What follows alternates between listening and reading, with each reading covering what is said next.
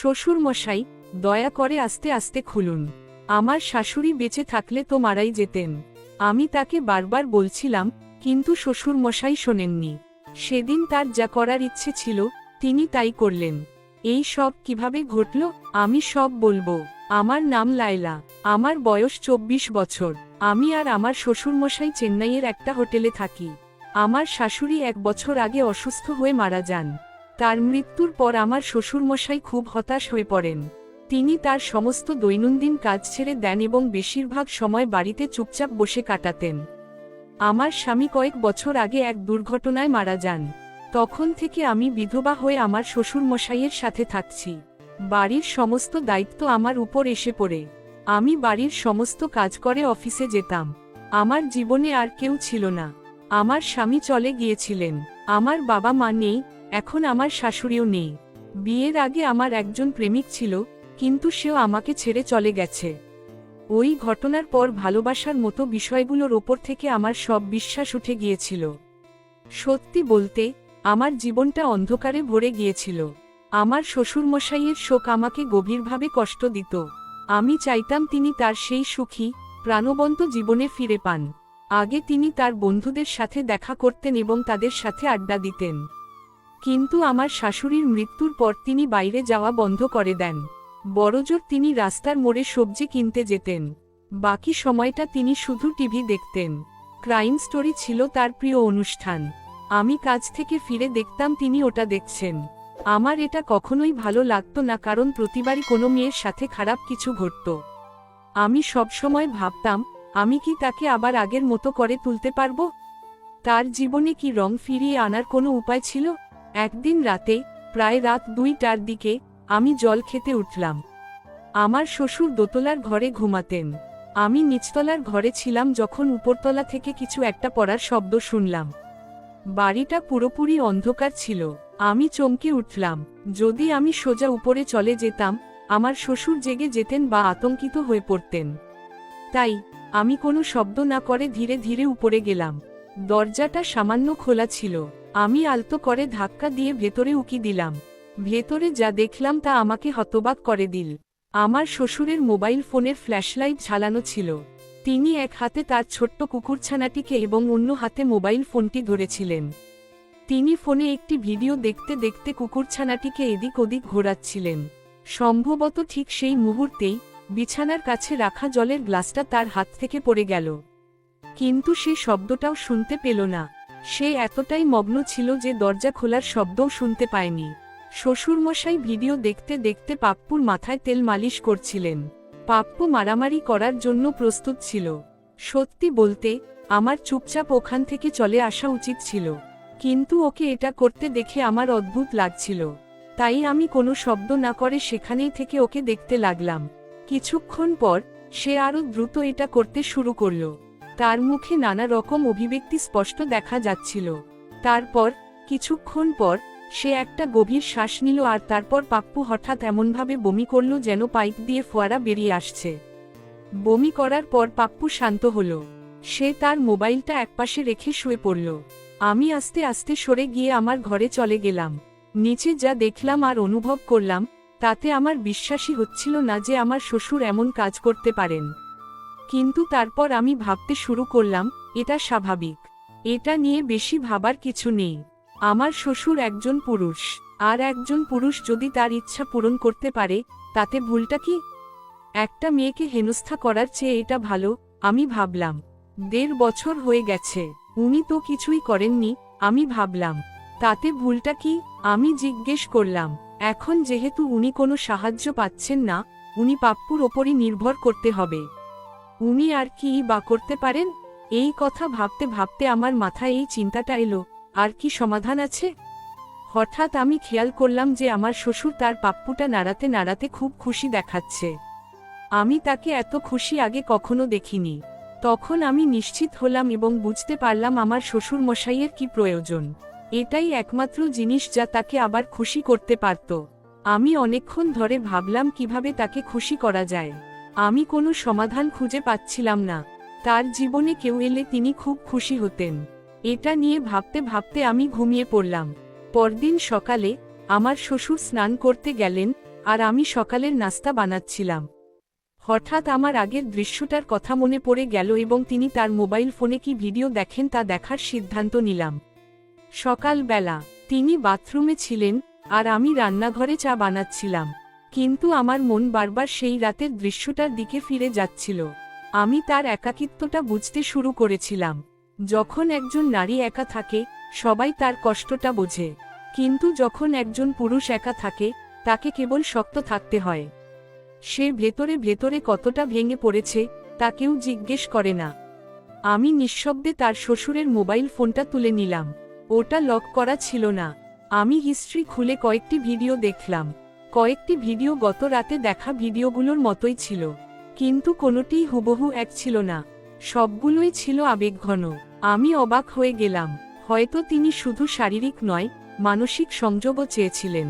ঠিক সেই দিনই প্রথমবারের মতো আমি নিজের হাতে একটু বেশি ভালোবাসা দিয়ে তার জন্য দুপুরের খাবার রান্না করেছিলাম। খাবার পরিবেশন করার পর তিনি আমার দিকে তাকালেন। অনেকক্ষণ পর তার চোখে হালকা একটা দ্যুতি দেখা গেল। লায়লা, তুমি খুব ক্লান্ত হয়ে যাও, একটু বিশ্রামও নাও, সে বলল। আমি হাসলাম। তোমার জন্য যাই করি ক্লান্তিকর মনে হয় না। সে কিছুই বলল না, শুধু একটা গভীর শ্বাস নিল। হয়তো তার মনেও কিছু একটা চলছিল। সেই রাতে আমি নিজেকে জিজ্ঞেস করলাম, আমি কি তাকে আবার বেঁচে থাকার একটা কারণ দিতে পারবো? আর আমি কি সেই কারণ হতে পারি? এই প্রশ্নগুলো মনের মধ্যে ঘুরপাক খেতে খেতে আমি সেদিন রাতে ঘুমিয়ে পড়লাম। পরদিন সকালে আমি রান্নাঘরে চা বানাচ্ছিলাম, কিন্তু আমার মন তখনও ওপরতলায় পড়েছিল। আমার শ্বশুর স্নান করতে গিয়েছিলেন আর তার মোবাইল ফোনটা নিচের টেবিলে রাখা ছিল। আমার বুক ধড়ফড় করছিল, কিন্তু আমার হাতটা আপনা আপনি ফোনের দিকে চলে গেল। ফোনটা আনলক করা ছিল। আমি সোজা ভিডিও প্লেয়ারে গেলাম এবং সেখানে কয়েকটি শিরোনাম দেখতে পেলাম। রোমান্টিক গল্প, শ্বশুর, বউ, ভালোবাসা, বাবা, মেয়ে, গল্প। আমার দম আটকে গেল। এক মুহূর্তের জন্য মনে হলো যেন কেউ আমার পেটের মধ্যে ভারী কিছু রেখে দিয়েছে। কিন্তু অবাক করার বিষয় ছিল এটা কোনো জোর করে বানানো দৃশ্য ছিল না। ভিডিওগুলোতে নারীর প্রতি সম্মান দেখানো হয়েছিল, তার সম্মতি চাওয়া হয়েছিল। আমার শ্বশুর এই সবকিছু দেখছিলেন শুধুমাত্র নিজের অনুভূতির জন্য, কোনো কামনার জন্য নয়। আমি ফোনটা বন্ধ করে দিলাম, কিন্তু আমার মন এখন প্রশ্নে ভরে গিয়েছিল। তিনি কি আমার মধ্যে এসব দেখতে শুরু করেছেন? তিনি কি নিজেকে একজন নারী হিসেবে অনুভব করতে শুরু করেছেন? আর সবচেয়ে বড় প্রশ্নটা হলো, আমি কি তার জন্য কিছু অনুভব করতে শুরু করছি? সেদিন সন্ধ্যায় কাজ থেকে ফিরে এসে দেখি আমার শ্বশুরমশাই যথারীতি টিভির সামনে বসে আছেন। আমি এগিয়ে গিয়ে তার হাতে হাত রাখলাম। আজ কিছু খেয়েছেন? তিনি অবাক হলেন না, শুধু বললেন, তোমার হাতটা খুব গরম। সবকিছু ঠিক আছে তো? আমি প্রথমবারের মতো সরাসরি তার চোখের দিকে তাকালাম। না, কিছু একটা ঠিক নেই। তাকে কিছুটা বিচলিত দেখাচ্ছিল। কি হয়েছে? আমি বললাম, গত রাতে আপনাকে ওপরতলায় দেখেছিলাম। তারপর সম্পূর্ণ নীরবতা নেমে এলো। তার মুখ থেকে যেন রক্ত সরে গেল। তিনি মৃদুস্বরে বললেন, আমি দুঃখিত। আমি তাকে থামিয়ে দিলাম। আমার কাছে ক্ষমা চাওয়ার কোনো দরকার নেই। তিনি আর আমার চোখের দিকে তাকানোর সাহস করলেন না। আমি আলতো করে তার হাত ধরে বললাম, আপনি একজন মানুষ, আর মানুষের চাহিদা থাকে।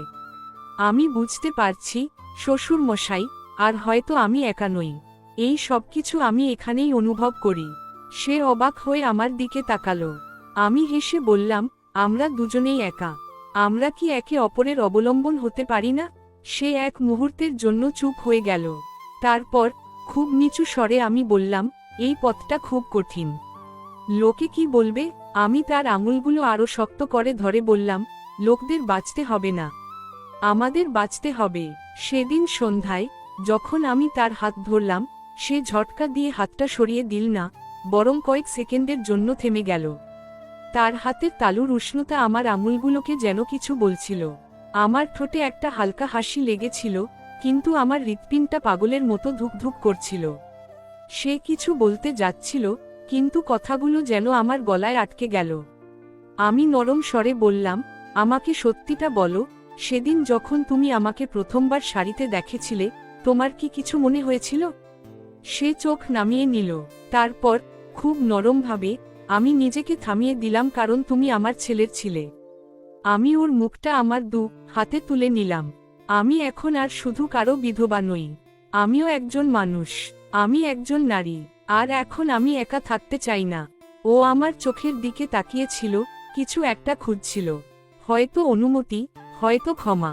আমি এগিয়ে গিয়ে ওর হাতটা আমার পেটের ওপর রাখলাম। এখন এখানে কোনো বোঝা নেই, এখন যা কিছু ঘটবে আমার ইচ্ছানুযায়ী হবে। লায়লা নামটা ওর কাছে ততটা সন্তোষজনক মনে হলো না, তাই আমি আবার ওকে থামিয়ে দিলাম। এখন আর তুমি নও, শুধু আমরা দুজন। প্রথমবারের মতো ওকে জড়িয়ে ধরে আমি আমার মনের সব বোঝা নামিয়ে দিলাম। রাত 11টায় বাড়ির আলো নিভিয়ে দেওয়া হলো। আমরা দুজনেই চুপচাপ নিজেদের ঘরে ছিলাম, কিন্তু আমি কেউই ঘুমাতে পারছিলাম না। কিছুক্ষণ পর ওপরতলা থেকে ওর পায়ের শব্দ শুনতে পেলাম। দরজা খুলল না, শুধু হালকা টোকা পড়ল। আমি দরজাটা খুললাম, ও সেখানে দাঁড়িয়ে ছিল, সাদা কুর্তা পরা, পায়ে চপ্পল নেই, যেন কিছু বলতে এসে পথেই ভুলে গেছে। আমি কিছু না জিজ্ঞেস করেই ওকে ভেতরে আসতে বললাম। ঘরে একটা ছোট নাইটলাইট জ্বলছিল। আমি নরম সুরে জিজ্ঞেস করলাম, চা বানিয়ে দেব? ও বলল, আজ আমার আরো উষ্ণ আর অন্তরঙ্গ কিছু চাই। কোনো উত্তর না দিয়ে আমি ওর আঙুল ধরে ওকে বিছানার দিকে নিয়ে গেলাম। ওর হাত কাঁপছিল।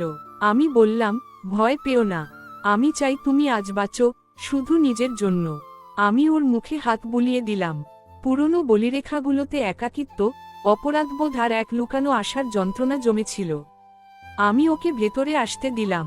প্রথমবারের মতো আমাদের নিঃশ্বাস একে অপরকে অনুভব করল। তারপর ও বলল, লায়লা, যদি পাপ্পু রাজি না হয়?